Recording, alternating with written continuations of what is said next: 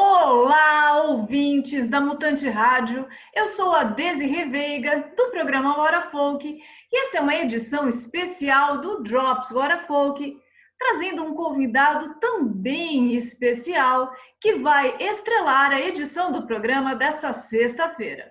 Eu estou falando do Gigito, que está aqui com a gente, e eu quero aproveitar para começar agradecendo o aceite dele, desse convite. Obrigada, Gigito, boa noite, tudo bem com você? Tudo ótimo, Desirê. Eu que agradeço, cara, porque eu acho muito legal estar participando do Hora Folk, que a gente já fez parte da programação uma vez, né? E está agora em vida e com um programa dedicado ao lançamento desse álbum, me deixa muito feliz. Valeu. A gente fica mais feliz ainda só de ter esse motivo, de estar fazendo essa conversa rápida, Gigito. E, na verdade, Maravilha. assim, o meu mote é falar sobre o super lançamento do álbum Coleção de Estragos, né? Que é hoje, né? É Sim, hoje, quarta-feira, a gente está sim. falando aqui, quarta-feira, dia 17 de fevereiro. Mas antes, eu tenho algumas perguntinhas básicas para você aqui na minha colinha, que eu gostaria de fazer e que eu acho que assim as pessoas que nos assistem, quem já acompanha o seu trabalho, né, como você mesmo disse, eu já trouxe Uhum. você numa edição anterior, provavelmente elas têm as mesmas curiosidades que eu tenho. A minha Maravilha. primeira curiosidade, que eu gostaria que você falasse um pouquinho para a gente, é sobre o banjo. Assim, eu queria saber por que o banjo como um instrumento de eleição para você. É claro que se a gente estiver falando no universo específico do bluegrass, do country, né, americana, enfim, Uhum. e estilos derivados, o banjo não é uma figura tão, né, surreal assim. Mas no corrente, até para os músicos de folk, costuma ficar um pouco mais limitado. E no seu caso, a formação e o seu trabalho estão centrados no banjo como instrumento. Então, eu queria que você contasse um pouco para a gente como é que o banjo surgiu para você. Legal. Eu sempre tive envolvido com a música, né? Desde criança eu tocava numa banda que eu tinha com meus irmãos e meu pai e tal. E passei por vários instrumentos, na verdade, né? Até que cheguei na guitarra em um certo momento na adolescência, toquei muito em banda de rock, banda de metal. Mas no fundo eu sentia que ainda não era o instrumento que tinha me escolhido de certa forma, né? Como diz, é o instrumento que escolhe o músico. E aí, uma vez eu ouvi música com banjo e me impressionei com o instrumento, né? Como você diz, às vezes não é muito comum, né? A gente estar em contato com esse tipo de instrumento, com esse tipo de música, né? E me impressionou bastante a forma como o banjo funcionava, como era tocado, como soava, muitas notas, e eu sempre gostei disso. Então, na primeira chance que fiquei com o banjo em mãos e comecei a tocar e finalmente não fui eu que escolhi o instrumento, finalmente um instrumento me escolheu. Ah, que legal. Que legal. E assim, você falou uma coisa que, na verdade, você já fez um gatilho para minha segunda pergunta, Sim, Digito, que é em relação à sua formação. Assim, acompanho, né? O seu irmão, a sua mãe, Dona Leia. Oi, Dona sim. Leia. Super abraço para ela. Não sei o nome do seu pai. Paulo, O seu Paulo também, que eu já vi ele fazendo umas jam sessions com a Dona sim, Léa, você participando, assim, o seu irmão, o isso, Arthur. Eu sei que você vem de uma família muito musical, assim, e que tem raízes sim, muito legais.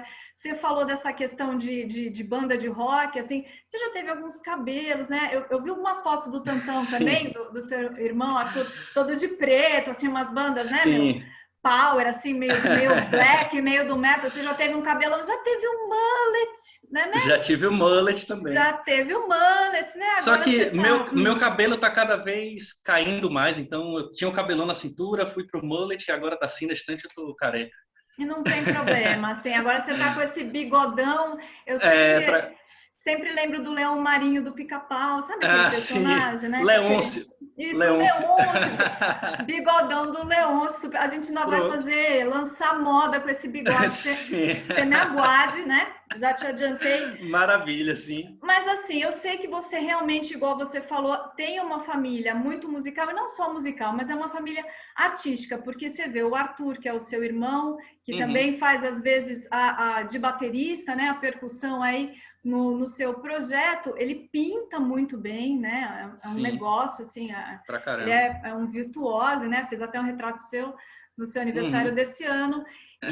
E assim, a sua mãe também faz umas artes, né? Transforma uns plásticos, tem um negócio com decoração que eu já vi algumas vezes. E assim, eu conheci muitos amigos seus da faculdade, da Federal da Bahia, e eu queria, e assim, se eu não me engano, o Tantão também fez, você fez. Sim. Eu tenho vários amigos que eu já apresentei, que eu acho que eles entraram em contato até por sua causa, no caso a Yara Canuto, o Leandro Pessoa, sim, o Leopoldo Vaz Eustáquio, adoro esse nome. Legal, sim, né? sim. Já tiveram com a gente, estão com a gente, agora fazem parte da família Wara Folk. E eu queria saber exatamente dessas escolhas, assim, desse caminho de formação, porque o banjo, como você mesmo disse, ele não é qualquer instrumento, ele é principalmente um instrumento de velocidade, né, um instrumento melódico, apesar de que você faz algumas brincadeiras que eu já vi, não só com técnicas específicas de banjo, até derivadas, às vezes, da guitarra, né, um tapping ali, tirar uns harmônicos, fazer uns arpejinhos, que eu já vi você em relação a dedilhado, mas até na palhetada, e você brinca até com acordes, eu acho você bem versátil. Mas assim, como é que é essa questão de formação musical para você? Então, só uma observação, que eu tenho outro irmão também, mais velho, que ele também é formado em música, ele é professor na Universidade de Santa Maria, Paulo Filho. Ele é seu compositor. Paulo Filho! Oi, Paulo Filho, um abraço para você também. E eu, né, já como você falou, a gente vem de uma família que sempre estimulou muito a gente na criatividade, então a gente sempre teve inserido. O meu pai, ele é músico também, né? Ele não é músico assim, não conseguiu seguir como uma profissão, mas ele tinha projetos, ele gravou discos na época, participava de festivais de música. Mas é quem ele é, né? Independente do que está ali no currículo, é quem ele é. Exatamente. E eu acho que foi um caminho muito natural, não só para mim, mas para os meus irmãos também, porque a gente sempre teve esse lado artístico muito bem estimulado desde a infância, né? Então, eu me formei, na verdade, o banjo não faz parte da minha formação acadêmica, né? Porque eu sou formado em composição pela UFBA e a gente tem um curso que é voltado para composição erudita mesmo, compor para orquestras, para grupos orquestrais, né? Eu vi você tocando com orquestra já. Isso, exatamente. O banjo foi um elemento que eu trouxe, digamos assim, da minha vida a parte da academia e levei para dentro da academia, né? Então, eu toquei em grupos como Camará Ensemble, que a gente tocava música erudita, música contemporânea, de compositores vivos, inclusive, né? Porque às vezes as pessoas acham que a música erudita é só aqueles compositores antigos, mortos, mas imagina, não. Né? Continua sendo feita, né? Muito bem feita. Exatamente, e desenvolvida em seus estilos e linguagens, né? E a gente tocava, era um grupo dedicado unicamente a isso, né? Então eu levei o banjo para esse contexto também. Eu sempre tentei aliar esses dois contextos, né?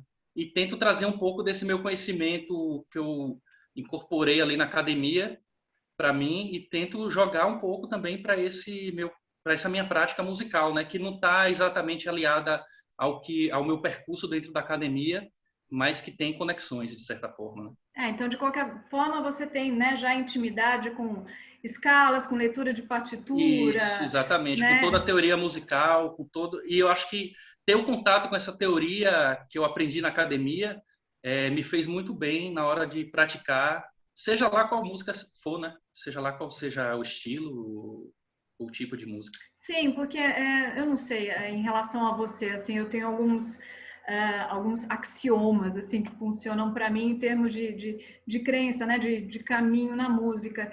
E eu acho que assim o instrumento é igual você falou, ele acaba sendo uma desculpa para o músico, né? Assim, quando a gente gosta de música, a gente gosta de música num sentido muito amplo. É claro que existem as afinidades em relação à execução, que é aquela com a qual você vai se expressar melhor. Mas eu concordo com você. Eu acho que a educação musical, ela pode não ser absolutamente fundamental, mas ela sempre agrega, ela sempre forma também, né? Nesse sentido, ela abre horizontes, ela tira um pouco de preconceitos. Eu tive um amigo que quando nós éramos muito amigos, eu fiz USP em São Paulo, eu fiz artes plásticas e era o centro de artes era do ladinho, era uma modalidade do lado da outra, então a gente era encostadinho na música. E eu Legal. tinha um amigo que era uma espécie de irmão que pegava o ônibus universitário comigo, e ele entrou também assim, aqueles metaleiro padrão, cresceu no metal, ouvindo principalmente o metal melódico tradicional e progressivo. E daí ele entrou e se encantou, quando entrou na faculdade, se encantou não só com música erudita, que já tem uma tradição, né? A tradição metal já fala um pouco do erudito, você pegar o Malmsteen, né? Alguns Guitar Heroes por aí, mas gostou demais de música popular brasileira, descobriu o que era Brasil, descobriu uma série de rítmicas, de outras maneiras de se expressar e de conduzir a questão da musicalidade, que eu vejo no seu trabalho, que eu acho que é um grande diferencial. O que me conduz para a nossa terceira pergunta. Assim, vamos nessa. Antes da gente entrar especificamente no trabalho desse álbum que está sendo lançado hoje, quando a gente escuta um pouco o álbum de 2017, né, o Faça com o que Tem, Não Espere por Ninguém, que é ótimo, né, esse nome. Assim, é praticamente uma filosofia de vida, mas exatamente. Assim, tem muitas nuances ali que já contam muito de você em termos de caminho musical. Então, você não tem só o banjo da tradição, né? Aquela história de você falar como é que você faz um bluegrass desapegado, né? Desapegado, com um toquinho de romantismo. Eu acho muito legal essa definição. É desapegado nesse sentido de não ficar só calcado na tradição, mas você flerta com o blues, você flerta com o funk, você flerta com o country tradicional também. Agora eu acho que você está numa fase bem rock, assim, trazendo uma visceralidade, mas principalmente no primeiro álbum tem uma série de nuances. A gente tem aí faixas que são absolutamente instrumentais, e o banjo tem essa coisa legal, que eu acho que é uma característica muito sua, de ter uma narrativa, né? O banjo, ele tem a melodia que ele cria, enfim, é uma narrativa. Você está contando uma história o tempo inteiro, eu acho que isso tem muito a ver com a música que você cria. E justamente por você ter essa liberdade criativa nessa tratativa com o banjo, eu queria que você contasse um pouquinho para a gente como é que acontece a composição para você. Como é que ela vem? Como é que você compõe? Se tem um ritual, enfim. Muito legal. Não tenho muito ritual, né? Às vezes, eu quero dizer, um ritual, eu diria assim, um método específico, né? Às vezes ela surge quando eu estou simplesmente brincando no banjo, e aí surge uma ideia legal que eu gosto. E às vezes é só um pequeno trecho que eu gravo e deixo guardado, porque eu sei que pode ser interessante em algum momento futuro, né? E aí eu acabo desenvolvendo ele surge uma música. Às vezes eu paro para fazer uma música de fato. Então eu paro um momento e penso, eu vou fazer uma música e faço.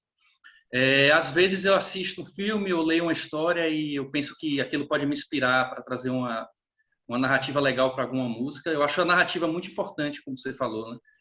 E eu acho que esse contar a história do banjo, ele conta muito a história que está ligada aos estereótipos que muita gente guarda em relação ao próprio instrumento e a essa coisa do country, velho oeste, enfim. Isso. As pessoas ligam muito, é velho oeste que você toca, que legal, é música de faroeste. Ainda mais aqui, que o contato que a gente tem com esse universo vem através dos filmes e dessas histórias que estão inseridas no contexto do velho oeste, né, do faroeste. Ou música do Pica-Pau, música do Pernalonga, música de desenho animado, já falaram também coisas assim, né? E eu acho que foi muito natural. Desde quando eu quis formar um projeto, eu não queria tocar a música tradicional como é tocada no contexto do banjo lá nos Estados Unidos, o bluegrass mesmo, a música sulista e tal, a música caipira, digamos assim, né, como chamam, né? Porque primeiro eu sabia que eu não ia conseguir tocar como eles, porque eu não cresci inserido naquela cultura. E segundo, porque eu sempre achei interessante eu desenvolver minha própria linguagem, minha própria forma de me expressar, né? Então, eu acho que eu tenho tantas influências musicais que seria um desperdício eu estar centrado em fazer uma coisa que os americanos já fazem há séculos, sei lá, não sei quantos anos, né? E seria um desperdício de oportunidade de eu poder trazer minha expressão, né, para uma coisa que já existe. Então, eu acho que uma das ideias centrais das composições é utilizar esses estilos, seja o bluegrass, a música caipira, seja o rock, e brincar justamente com a forma que esses estilos estão na cabeça das pessoas, né? Então, eu trago...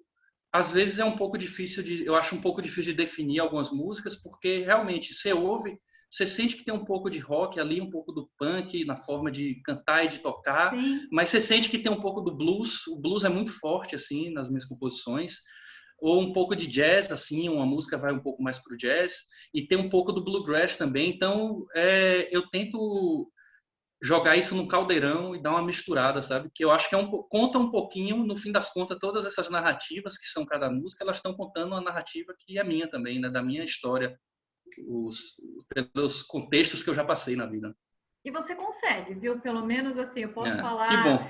por mim, de muitas pessoas para quem eu já mostrei o seu som, ou de pessoas que comentaram depois que viram o programa. Eu tenho muitos amigos próximos que tecem impressões, assim, me ajudam bastante com isso. Assim, eu acho que você consegue, e isso é muito legal. Eu acho que não só essa impressão de identidade que você traz na sua composição contam de você e enriquecem o cabedal cultural, inclusive mais ligado ao instrumento. E é legal essa tentativa de desvincular, né, do banjo como instrumento de trilha sonora, né?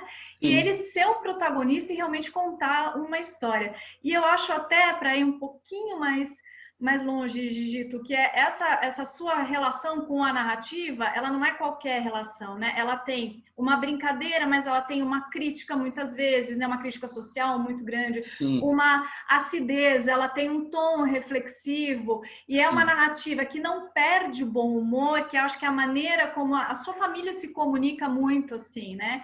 Apesar do Tantão ter aquela coisa psicologizante, assim, né? Que dá medo na gente e tal, né? Vocês têm essa questão de análise contextual, análise social, análise da realidade muito presente, que a gente percebe, e você traz essa carga na sua música e é facinho da gente perceber.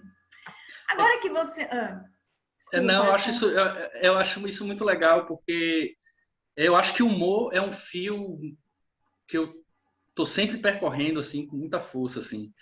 E esse álbum, inclusive, ele traz duas músicas que não exatamente têm humor. Eu acho que eu quis tentar fazer uma coisa mais em que eu não utilizasse tanto do humor para falar sobre algo, né?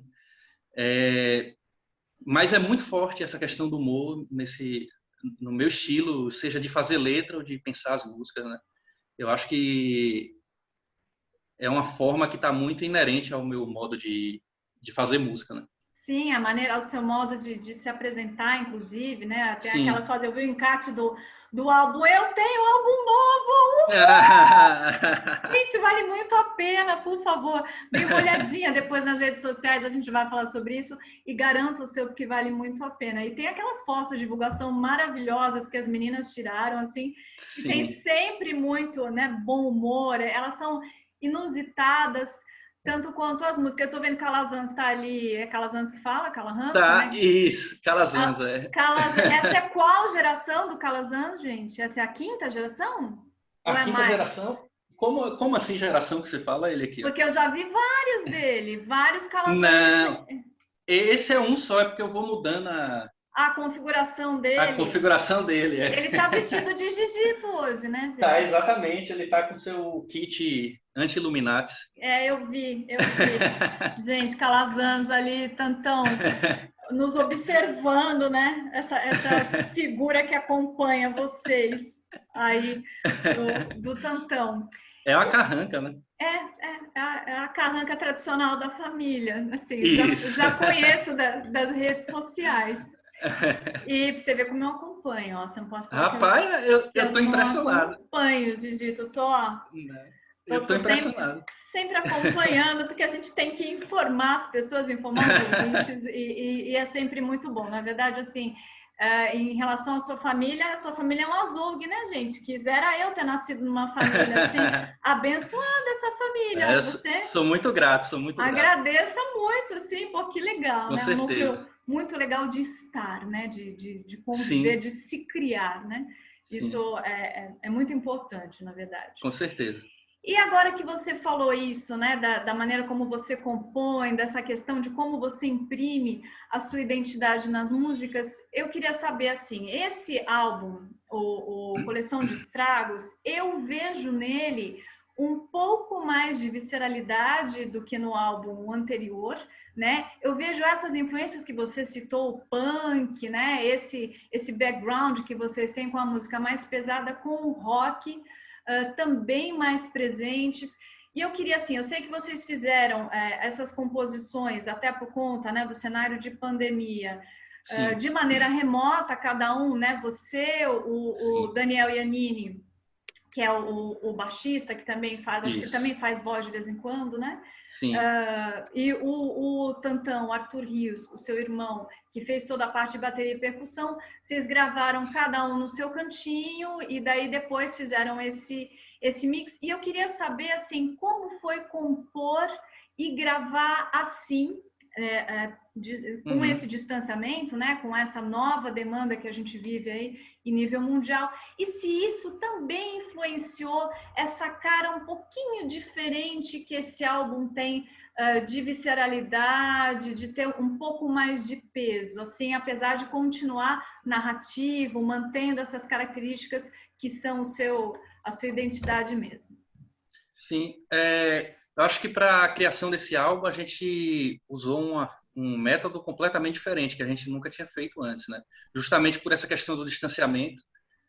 A gente antes costumava, na verdade, se reunir e eu já tinha algumas ideias e ia desenvolvendo isso junto com o Daniel, né? Nos ensaios e tal. Principalmente com o Daniel, né?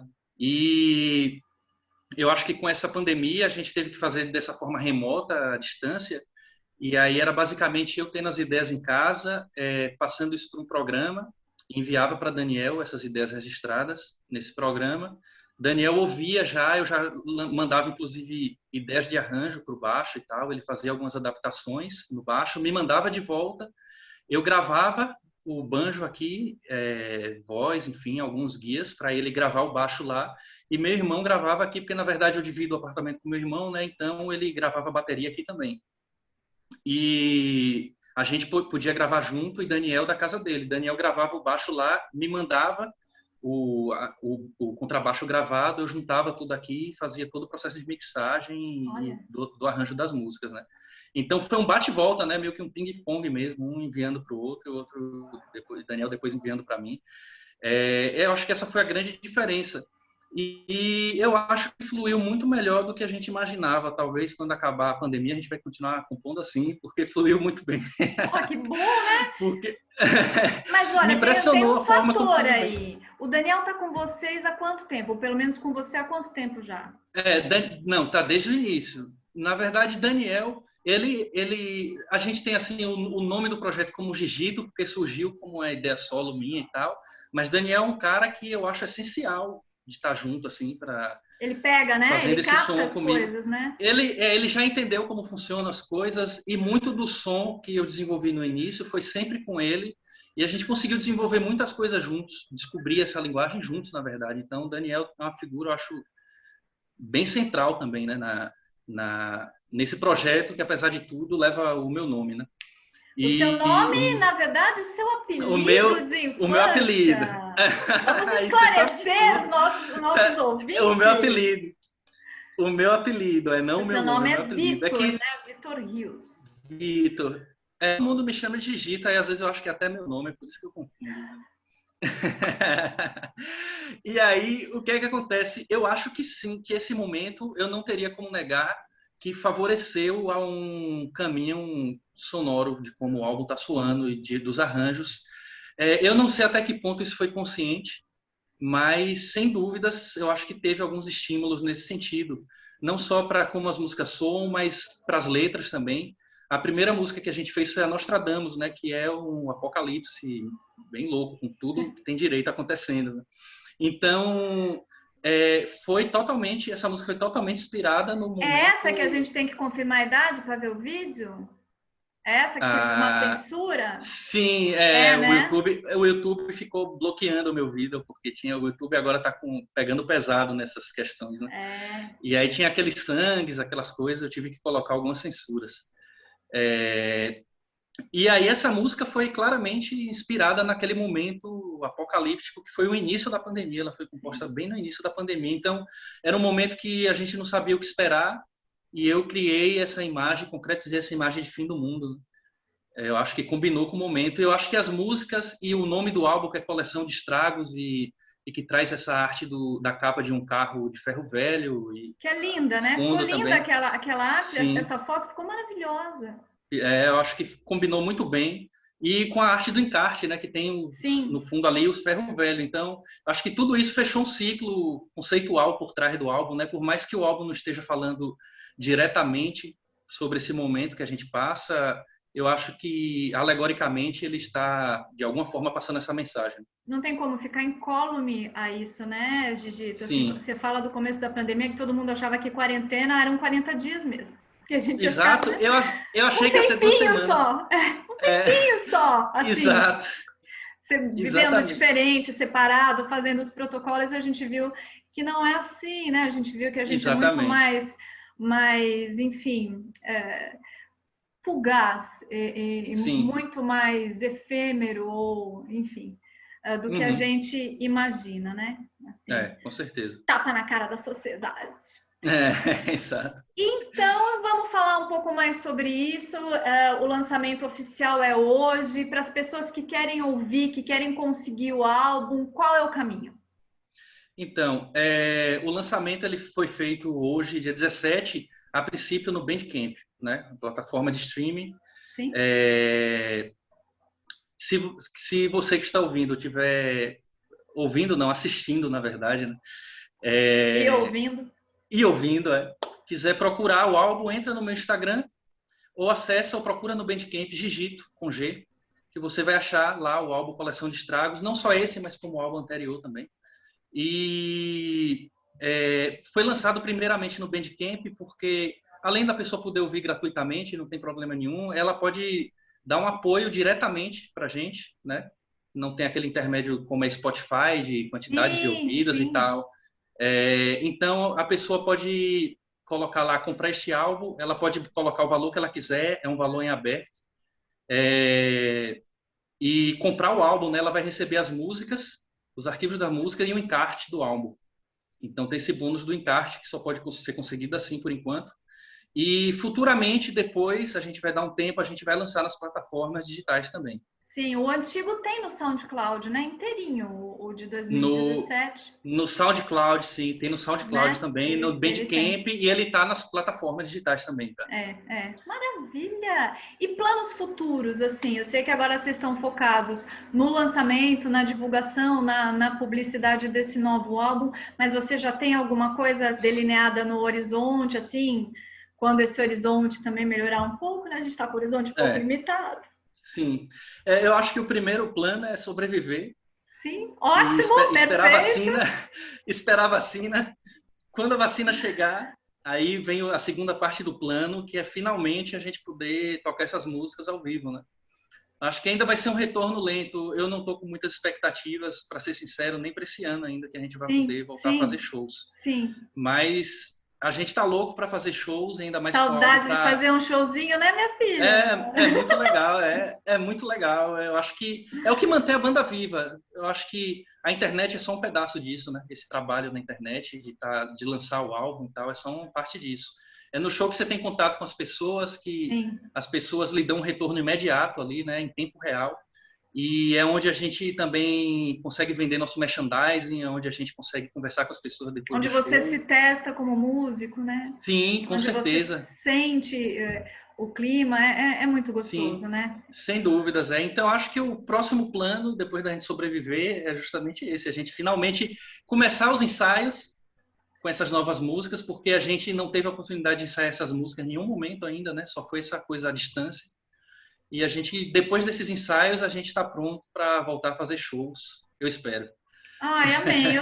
Eu também espero que assim seja. E só para finalizar, igual eu citei, né, por causa da Federal aí da Bahia, dos seus conhecidos, assim, a família Hora Folk aumentou e eu fiquei bastante curiosa porque, assim, todos esses músicos que eu citei, além de você, né, a Yara Canuto, o Leopoldo Vaz Eustáquio, o Leandro Pessoa, cada um deles tem uma linguagem, assim, né, tem uma identidade muito pessoal, um trabalho muito sério com música. Inclusive, a Yara também dá aulas de canto, você também tem as suas mini aulas de banjo, que você dá. Sim, eu também Aquelas dou dicas. aula por Skype de banjo também. Eu vi, na verdade, eu Sim, acompanho algumas mini dicas, eu gosto de ver essas que você tem, principalmente da parte técnica do banjo, né? Que eu acho uma sim. coisa bem complicada, bem desafiadora.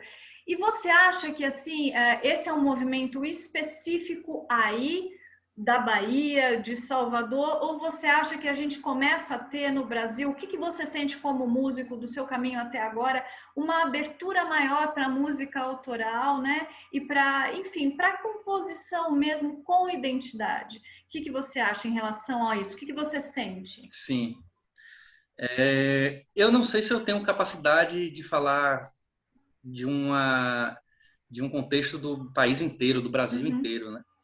Mas eu diria que aqui tem muitas bandas legais, e assim, não só falando do folk ou dessa coisa Sim, mais acústica, mas eu acho que tem muita banda legal, autoral, e eu posso ver isso em algumas outras bandas do Brasil também, mas como eu disse, eu não conheço tudo do Brasil, né?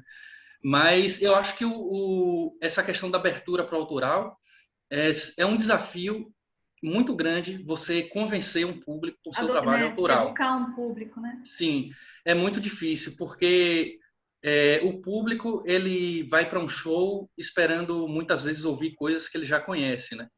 Porque é mais fácil de agitar, é mais fácil de dançar, não sei, é algo que já conhece, a pessoa já se identifica, né? E quando você está com um trabalho autoral, esse público que não conhece ainda a sua música, ele não sabe o que é que vem, o que é que ele vai receber, o que é que ele vai absorver. Então, muitas vezes, é uma resposta que não é tão forte quanto a gente gostaria, algumas vezes, né? Mas sempre tem um certo público que se interessa, e é aí que é a coisa legal, é quando você vai eu ia falar a palavra proibida, que é aglomerando, mas quando você vai juntando Agregando. agregando, pronto, ótimo. Quando você vai agregando esses interessados que vão surgindo em cada show, né? Eu acho que por isso um show é tão importante, né? E fazer com que esse público se torne um público fiel. Eu acho que é o mais difícil do trabalho autoral, né? É construir um público fiel. É o E é um desafio trabalho de todo músico, né? eu acho que é um trabalho que viver de música, você sempre está de um extremo ao outro, um extremo de uma euforia, de uma felicidade, mas em questão de um segundo você pode estar no outro extremo da frustração, né? E você tem que saber equilibrar muito bem isso e não Gerenciar, se né? gerenciar exatamente, não deixar se abater tanto quando vem essas frustrações, porque quando você cria consciência que esse é um trabalho realmente de grão em grão, pequeno, que a pessoa às vezes vai para um show seu, até se interessa, mas não aparece mais, e de repente ela apareceu em outro show e já cria um interesse maior. E isso vai aos poucos mesmo, né? Eu acho que tem que ter essa consciência. Eu acho que fazer trabalho autoral, essa abertura vem aos poucos. Eu realmente não sei te responder em que abertura é essa Sim, nacionalmente, tá? sim. Mas eu acho que ter essa paciência para ir construindo isso aos poucos e não se deixar abater, que dá tudo certo. Eu acho que você já respondeu o fundamental, ainda deu um super conselho assim para quem está no começo, né? Para quem tem Uhum. alguma dúvida, até porque a gente não consegue deixar de ser quem é, né, Gigito? Assim, Sim, quem é sim. músico não fica longe do seu métier, quem é artista não fica longe do Uhum. seu métier e acaba tendo que construir. E qualquer grande hit foi um músico autoral independente um dia, né? Sim. Então a gente tem, sem dúvida nenhuma, tem que confiar, tem que É, batalhar. Eu e concordo. entra toda a questão da indústria cultural mesmo, né? Porque, além de música autoral, nós somos músicos, e aí eu falo mesmo, eu posso falar por Leopoldo, por Iara e por tantos outros grupos que eu conheço no Brasil, que somos músicos independentes e músicos alternativos, então não somos músicos que estamos inseridos na indústria cultural, né? Ou seja, Uma a, gravadora, um selo, né? uma gravadora ou uma música que é utilizada pela mídia, ou uma música que serve à mídia e à comercialização em massa, né? E isso torna muito mais difícil a coisa, né? Porque é muito difícil a gente achar um espaço entre esse grande muro que é essa indústria midiática.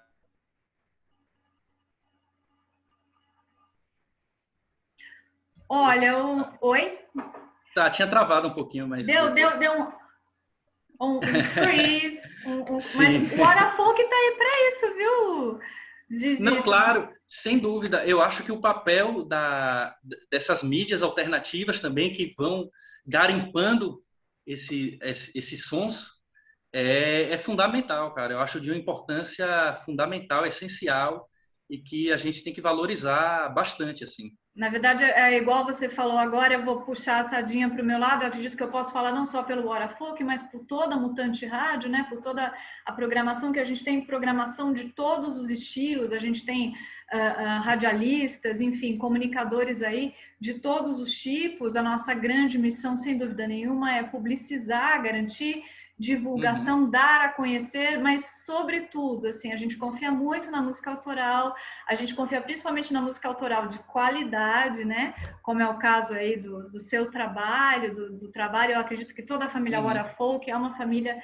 de muita qualidade, é o que nos move, é assim, a gente poder, é a nossa razão de existir. Eu fico muito feliz de ter, de repente, um Gigito, uma qualidade dessa, assim, no nosso, abrilhantando a nossa programação. Essa sexta-feira a gente tem uma edição especial só com o Gigito, né?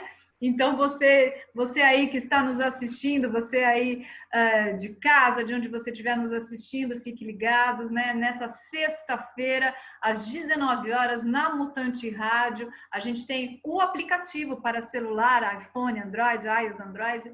Então é só baixar e escutar de qualquer lugar. E o nosso programa, não sei se você sabe disso, Gito, mas assim, eu gosto de frisar, ele fica sempre permanentemente hosteado no acervo Mixcloud. Então, todas as sim. edições, elas podem ser recuperadas a qualquer Uhum. momento. E essa sexta-feira a gente vai ter Gigito abrilhantando aí a nossa programação. Eu quero aproveitar e agradecer, quero saber se você tem mais alguma coisa para divulgar, mais algum recado para dar para os nossos ouvintes e assistentes. Não, te agradecer também por esse espaço, que, como eu disse, eu acho muito importante, é muito essencial. Eu fico muito feliz também de estar fazendo parte da programação, mais uma vez, da Hora Folk. Eu acho que vai ficar um programa bem legal. Eu espero que todos vocês que estarão ouvindo na sexta-feira curtam tanto quanto eu. Tá ótimo, então, muito obrigada mais uma vez, Gigito. A gente vai ter provavelmente aí ainda muitos programas pela frente, muitas entrevistas pela frente. Eu quero renovar os meus votos de sucesso para você. Conte sempre com a gente. Uma ótima noite, um ótimo lançamento. E sexta-feira é nós no Hora Folk, tá? Tamo junto. Boa noite, tchau para você. Boa Tchau, noite. tchau.